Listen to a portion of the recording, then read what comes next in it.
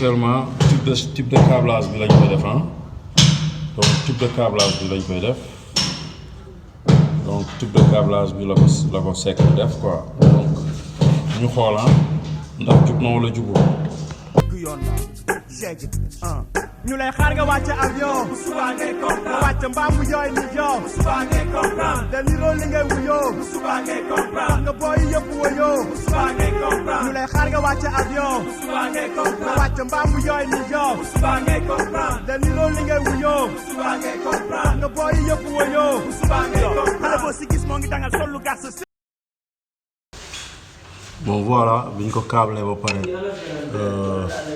donc ce qui veut dire que bii nii pour régler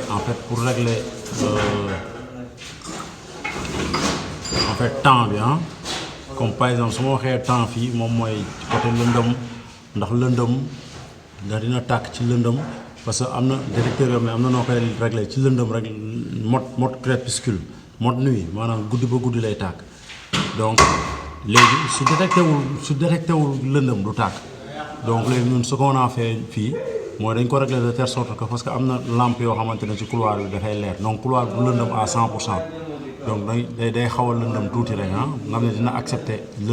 dina accepter tuuti lumière ok donc mais defuñu ko ba 100% fii jour man en plein soleil maanaam fii mu leer nañ lumière journée bi donc on a évité ça donc dañ ko indi foo xamante ne dina xaw a accepter tamit tuuti lumière ok léegi ñu def régler time bi 1 minute parce que pour dugg la rek pour dugg ci entrée kër gi la rek donc fii aussi ñu régler ko parce que dafa am off on ak boo xam ne c'est automatique donc ñu régler ko noonu donc moom lañ câblé nii donc si vous voyez bien donc gis ngeen donc bon xaaral ma zoomer tuuti ok gis ngeen fii tamit time bi donc gis ngeen fii mooy time comme minute moo nekk sa càmmoñ beneen bi temps comme si guddi wala bëccëg wala timis wala muy leer